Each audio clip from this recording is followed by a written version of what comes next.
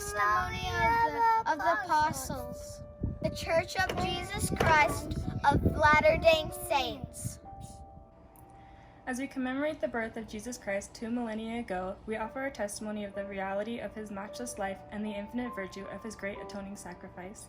None other has had so profound an influence upon all who have lived and will yet live upon the earth. He was the great Jehovah of the Old Testament, the Messiah of the New. Under the direction of his Father, he was the creator of the earth. All things were made by him, and without him was not anything made that was made. Though sinless, he was baptized to fulfill all righteousness. He went about doing good, but was despised for it. His gospel was a message of peace and goodwill. He entreated all to follow his example.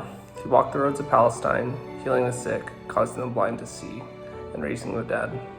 He taught the truths of eternity, the reality of the premortal existence, the purpose of our life on earth, and the potential for the sons and daughters of God in the life to come. He instituted the sacrament as a reminder of his great atoning sacrifice. He was arrested and condemned on spurious charges, convicted to satisfy a mob, and sentenced to die on Calvary's cross. He gave his life to atone for the sins of all mankind. His was a great vicarious gift on behalf of all who would ever live upon the earth. We solemnly testify that his life, which is central to all human history, neither began in Bethlehem nor concluded on Calvary. He was the firstborn of the Father, the only begotten Son in the flesh, the Redeemer of the world. He rose from the grave to become the first fruits of them that had slept. As risen Lord, he visited among those he had loved in life. He also ministered among his other sheep in ancient America. In the modern world, he and his Father appeared to the boy Joseph Smith, ushering in the long-promised dispensation of the fullness of times. Of the living Christ, the prophet Joseph wrote, "His eyes were as a flame of fire. The hair of his head was white like the pure snow. His countenance shone above the brightness of the sun, and his voice was as the sound of the rushing of great waters. Even the voice of Jehovah saying, I am the first and the last. I am he who liveth. I am he who was slain.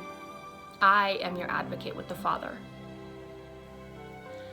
Of him the prophet also declared, "And now, after the many testimonies which have been given of him, this is the testimony, last of all, which we give of him, that he lives. For we saw him, even on the right hand of God, and we heard the voice bearing record that he is the only begotten of the Father, that by him, and through him, and of him, the worlds are and were created, and the inhabitants thereof are begotten sons and daughters unto God." We declare in words of solemnity that his priesthood and his church have been restored upon the earth, built upon the foundation of apostles and prophets, Jesus Christ himself being the chief cornerstone. We testify that he will someday return to earth, and the glory of the Lord shall be revealed, and all flesh shall see it together. He will rule as King of kings and reign as Lord of lords. And every knee shall bend, and every tongue shall speak in worship before him. Each of us will stand to be judged of him according to our works and the desires of our hearts. We bear testimony as his duly ordained apostles that Jesus is the living Christ, the immortal Son of God. He is the great King Emmanuel, who stands today on the right hand of his Father.